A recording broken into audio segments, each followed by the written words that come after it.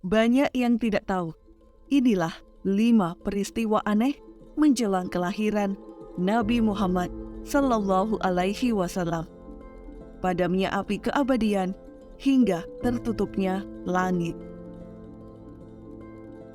Dalam sebuah hadis dijelaskan bahwa sejak penciptaan Nabi Adam, nama Nabi Muhammad sudah tertulis di pintu surga. Kelahirannya begitu ditunggu-tunggu dari masa ke masa oleh seluruh penduduk langit dan bumi. Manusia yang tidak seperti manusia biasa. Basyarun la kal basyar. Beliau adalah sang pembawa risalah. Oleh karena itu, tidak heran jika saat kelahirannya terjadi peristiwa-peristiwa aneh yang sebelumnya tidak pernah terjadi. Dalam satu riwayat, Imam Al-Baihaqi menyebutkan, pada malam kelahiran Nabi Muhammad Sallallahu Alaihi Wasallam, balkon istana Kisra runtuh, 14 gereja runtuh, api sesembahan Majusi di Persia padam yang sebelumnya menyala selama 1000 tahun, dan gereja Bahira ambles ke tanah. Seiring dengan kejadian itu, air danau sawah surut, lembah Samawah kebanjiran, sejumlah mata air mengering, sehingga membuat Kisra dan rakyatnya kebingungan.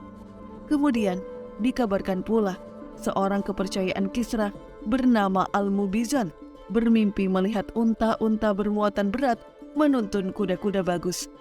Unta-unta tersebut berjalan mengarungi sungai Tigris dan sungai Ofrat lalu menyebar ke sejumlah negerinya. Menurut beberapa penafsiran, sebuah peristiwa besar yang dimaksud tak lain adalah kelahiran Nabi Muhammad.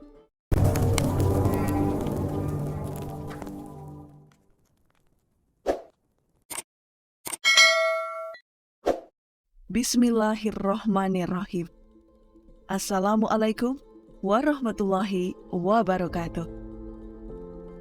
Sahabat Parsa Khalifah rahimakumullah, semoga kita semua dalam keadaan sehat walafiat dan selalu dalam lindungan Allah Subhanahu wa ta'ala. Nabi Muhammad Sallallahu Alaihi Wasallam, sang pembawa risalah. Secara lahiriah, Nabi Muhammad memang manusia biasa. Namun, beliau memiliki keistimewaan yang tidak dimiliki manusia manapun di dunia. Nabi Muhammad merupakan nabi utusan Allah Subhanahu wa ta'ala yang menjadi penutup dari para nabi. Kelahiran Nabi Muhammad Sallallahu Alaihi Wasallam adalah rahmat agung bagi manusia, bahkan bagi alam semesta. Sebab beliau itu rahmatan lil alamin. Wa ma arsalnaka illa rahmatan lil alamin. Artinya, kami tidak mengutus engkau Nabi Muhammad kecuali sebagai rahmat bagi seluruh alam. Quran Surah Al-Anbiya 107. Rasulullah Muhammad Sallallahu Alaihi Wasallam lahir di Mekah pada hari Senin, tanggal 12 Rabiul Awal tahun Gajah atau 571 Masehi silam. Ayahnya adalah Abdullah dan ibunya adalah Aminah. Untuk itulah beliau kerap disebut dengan Hatamul Anbiya. Bahkan kelahirannya begitu ditunggu-tunggu dari masa ke masa oleh seluruh penduduk langit dan bumi. Oleh karena itu, tidak heran jika saat kelahirannya terjadi peristiwa-peristiwa aneh yang sebelumnya tidak pernah terjadi. Ini merupakan sambutan atas lahirnya manusia mulia yang begitu ditunggu-tunggu itu. Lantas, apa sajakah peristiwa aneh saat kelahiran Nabi Muhammad Sallallahu Alaihi Wasallam? Mari kita simak videonya sampai akhir. 5 peristiwa aneh menjelang kelahiran Nabi Muhammad. Pertama, padamnya api abadi kaum Majusi. Api Majusi ini padam dan menyebabkan kekeringan di Persia. Majusi adalah agama atau kepercayaan yang menggunakan api sebagai sesembahan. Namun, pada hari kelahiran Nabi Muhammad, api abadi tersebut padam. Tidak cuma itu, api-api di negeri Persia yang selalu disembah kaum Majusi turut padam seketika. Padahal, sudah 1000 tahun lamanya, api tersebut selalu menyala. Kaum Majusi berusaha mencoba menyalakan apinya tapi tetap tidak menyala. Kedua, Istana Kisra terguncang. Dikisahkan, riwayat lain menyebut Raja Persia Anusirwan sudah melihat kejadian itu dalam tidurnya. Dia bermimpi 14 puncak istananya roboh. Anusirwan seorang raja yang berhasil membawa kekaisaran Sasania ke puncak kejayaannya. Kala itu istana Persia ini adalah istana yang paling megah dan elok di seluruh dunia. Dengan kemajuan teknologinya, mereka mampu membuat istana dan benteng yang indah dan kokoh. Namun, kelahiran Nabi Muhammad membuat istana dan singgasana kaisar rusak. Kekaisaran Persia ini sudah berteknologi maju, namun congkak dan sombong. Mereka menguasai wilayah yang sangat luas, namun kerap kali bertindak zalim. Sementara, kejahatan terjadi secara masif pada masa puncak kekaisaran ini. Akhirnya, pada malam kelahiran Nabi Muhammad, istana Kisrah kekaisaran Persia berguncang hingga 14 balkon istananya ikut runtuh. Lalu jatuhnya Persia saat itu karena peperangan terakhir, yakni Perang Qadisiyah. Ketiga, pasukan gajah dan burung ababil. Munculnya burung ababil yang menghancurkan pasukan Abraha.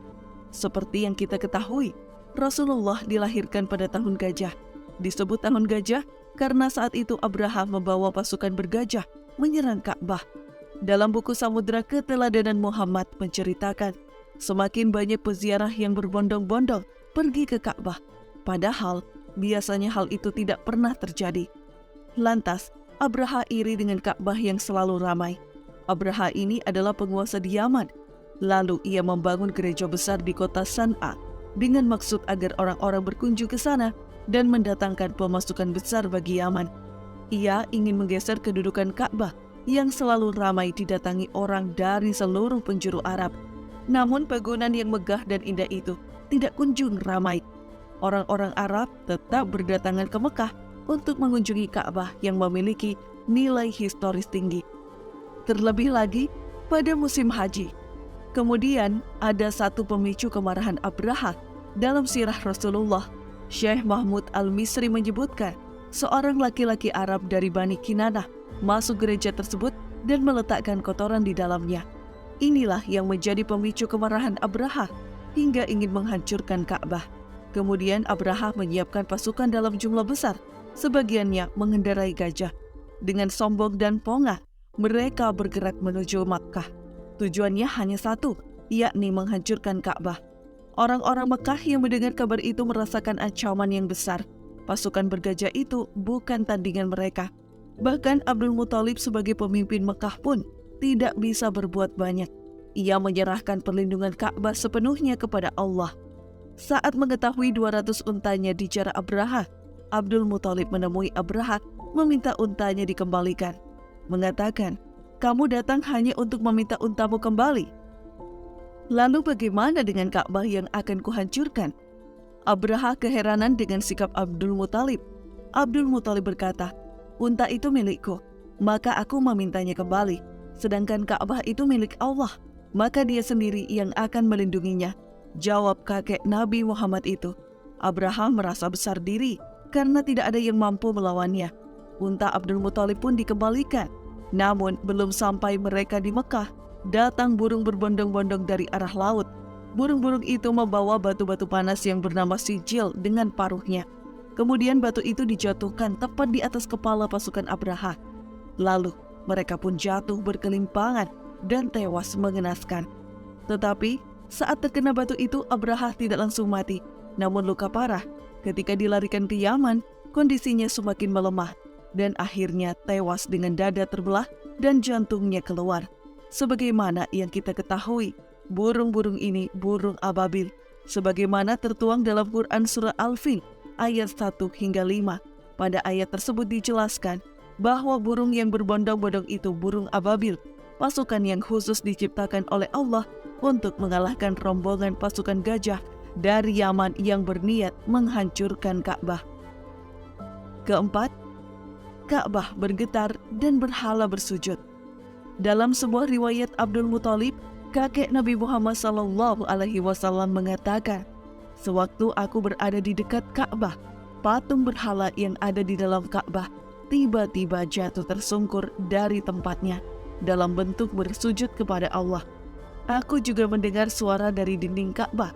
Nabi terpilih telah lahir yang akan menghancurkan orang-orang kafir dan membersihkan aku dari beberapa patung berhala, serta memerintahkan untuk menyembah kepada zat yang merajai alam ini. Dalam riwayat lain, Ka'bah sempat bergetar 3 hari berturut-turut dan ada suara dari dalam Ka'bah.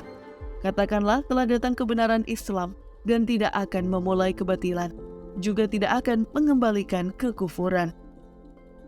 Kelima, tertutupnya akses langit bagi jin.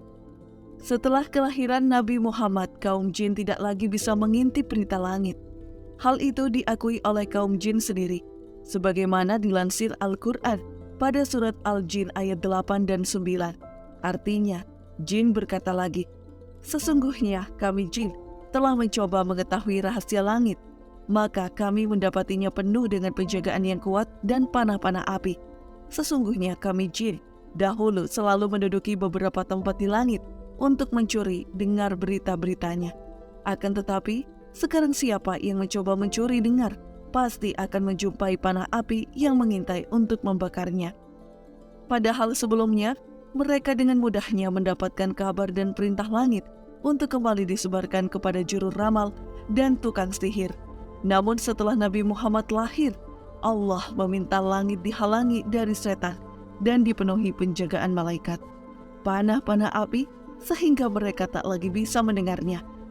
Diriwayatkan, tatkala jin tidak bisa mengakses informasi langit, kaum jin berkumpul dan melaporkan kejadian itu kepada iblis. Dengan cepat, iblis menginstruksikan agar kaumnya menyebar ke seluruh bumi, dari barat sampai timur, seraya memastikan apa yang sesungguhnya terjadi.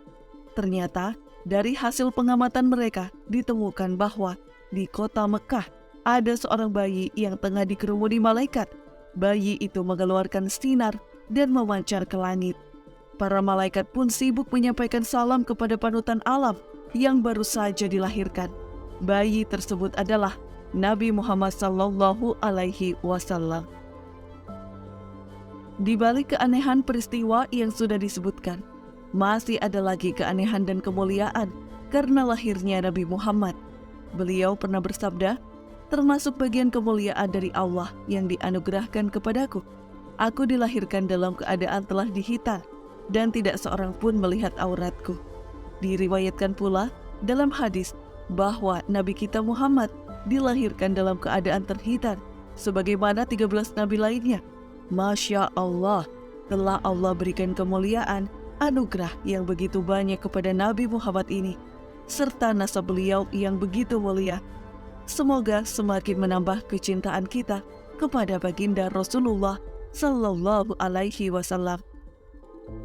Sahabat Parsa Khalifah, untuk menonton cerita dan kisah menarik lainnya, silahkan subscribe channel kami, like dan share bila kalian suka dengan video-video tersebut.